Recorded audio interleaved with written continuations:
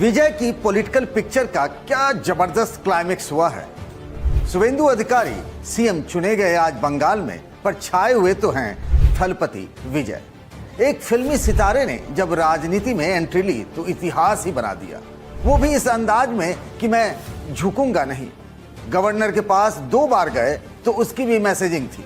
जब लगा डीएमके और एआईडीएमके मिलकर सरकार बना देंगे तो कहा कि ये हुआ तो हमारे 107 विधायक इस्तीफा दे देंगे। राहुल का एक फैसला और विजय का टस से मस ना होने वाला स्टैंड कैसे चेन्नई की राजनीति ने दिल्ली को नए सिरे से मथ दिया है। राजधानी में आज इसी की बात। नमस्कार, मैं हूं पंकज झा। शुरुआत करते हैं 2 विंडो से। एक तरफ बंगाल की खबर, जहां शुवेंदु अधिकारी पहली बार बीजेपी के नए सीएम बने हैं। उनके लिए नारे लग रहे थे, राज तिलक की करो तैयारी, आ गए हैं शुवेंदु अधिकारी। लेकिन उनसे जुड़ी हुई एक कहानी साल 2021 से पहले का मुझे याद आ रहा है, जो प्रशांत किशोर, जो चुनावी रणनीतिकार हैं, पीके, उन्होंने मुझसे शेयर किया था। उसको बताते चलते हैं, उसके बाद विजय की पूरे फिल्मी कहानी राजनीति वाली भी आगे आपको बताते चलेंगे। मामला था 27 नवंबर 2020 का। शुवेंदु और ममता बनर्जी में खटपट हो चुकी थी। शुवेंदु अधिकारी तब तक ममता बनर्जी की सरकार में परिवहन मंत्री यानी ट्रांसपोर्ट मिनिस्टर थे। अभिषेक बनर्जी को जिस तरीके से पार्टी के अंदर और सरकार में महत्व दिया जा रहा था, शुवेंदु को यह रास नहीं आ रहा था।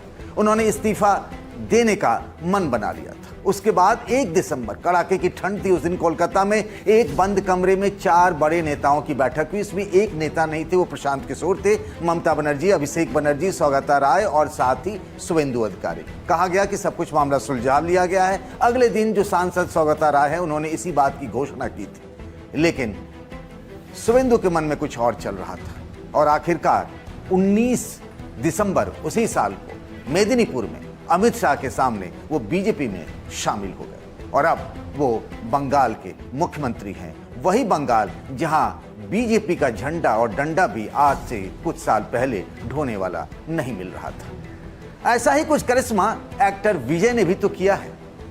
पहली बार नई पार्टी बनाई और देखते ही देखते सबको उन्होंने धूल चटा दिया। लेकिन मामला पिछले कुछ दिनों से कहां अटका पड़ा था और अब वो पिक्चर खाली साफ हो गया है, इसके बारे में बताते हैं थोड़ा विस्तार से।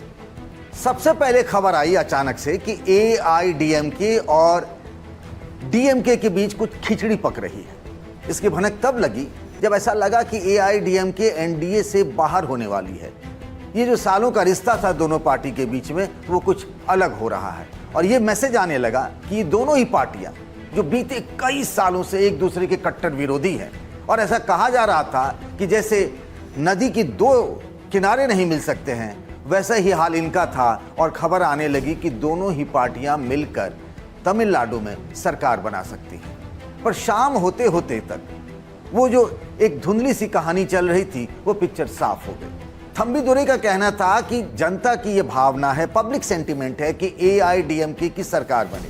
पहले सुन लेते हैं उन्होंने अंग्रेजी में जो कहा थम्बीदुरई ने, कि जनादेश मिला विजय को, और उन्होंने इस जनादेश की व्याख्या कैसे अपने मन से अपने हित में कर दी। There is the public sentiment is there that ADMK has to come to the power. That is the voters at the time whenever my party leader Edapadi visited, lot of emotion and everything public showed that we are expecting that may happen due course of time with God's grace.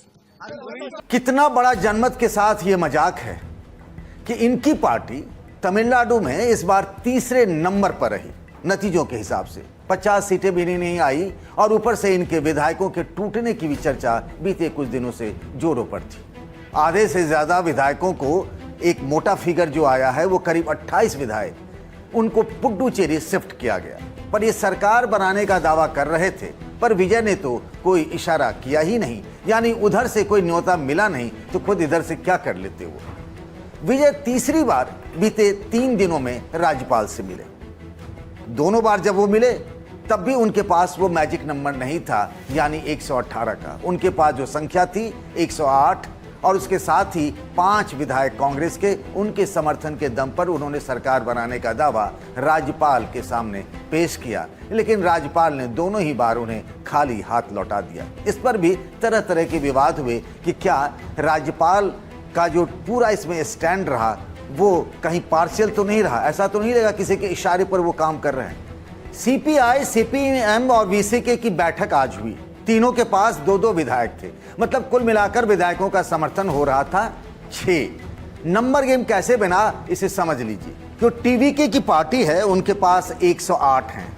इसके अलावा जो समर्थन मिला उन्हें वो मिल गया left पार्टियों की तरफ से। सीपीआई के 2 हैं, सीपीएम के 2 हैं, वीसीके के 2 हैं, यानी 108 में ये 6 जोड़ दें तो 114, और फिर कांग्रेस के 5 विधायकों की संख्या जोड़ दी जाए तो कुल मिलाकर 119, यानी मैजिक फिगर से संख्या पार कर जाती है। और यहीं विजय के लिए खुशखबरी थी और इसी के आधार पर वो तीसरी बार राज्यपाल से भी मिल लिए और सरकार बनाने का दावा ठोक दिए। अब सिर्फ बचा ये है वो तारीख जिस दिन तमिलनाडु के इतिहास में विजय पहली बार मुख्यमंत्री बनेंगे। और जो अब तक 3 प्लेयर हुआ करते थे, डीएमके, एआईडीएमके, अब राजनीति में जो तमिलनाडु के है उसमें तीसरे प्लेयर की भी एंट्री हो गई है।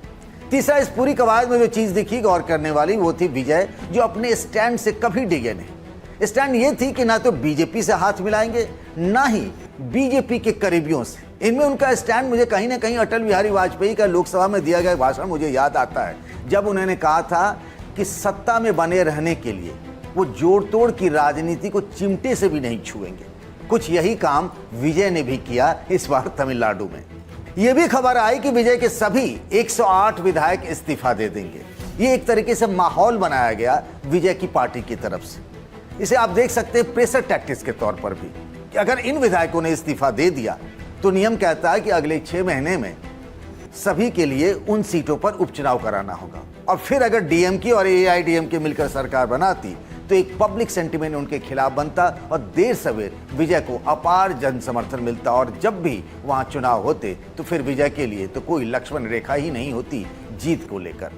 एक चीज और हुई, गवर्नर के रोल पर विवाद रहा। कपिल सिब्बल ने कहा कि ये ठीक नहीं हुआ, राज्यपाल को सबसे बड़ी पार्टी को ही सरकार बनाने का ऑफर देना चाहिए था, वो भी पहली बार में। गवर्नर साहब ने एक प्रेस रिलीज इशू किया है जिसमें उन्होंने कहा है कि भाई मुझे बताइए, टीवी को कहा है मुझे बताइए कि आपके पास मेजॉरिटी है या नहीं। जब तक मेजॉरिटी नहीं होगी तब तक मैं आपको शपथ नहीं दूंगा।